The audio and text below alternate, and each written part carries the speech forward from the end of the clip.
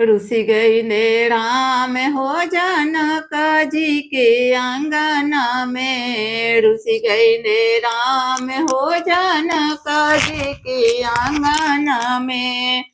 पूछिया वये जनकी अपना पापा हो जी से। पूछिया वये जनकी अपना पापा हो जी से।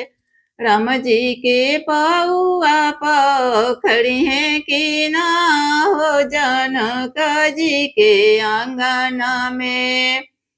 रुसि गईले राम हो जनक जी के आंगना में।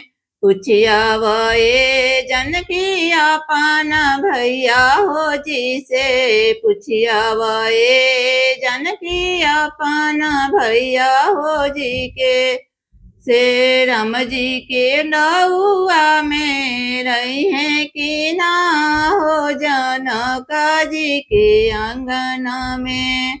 रुसि गईले राम हो जनक जी के आंगना में। रुसि गईले राम हो जनक जी के आंगना में।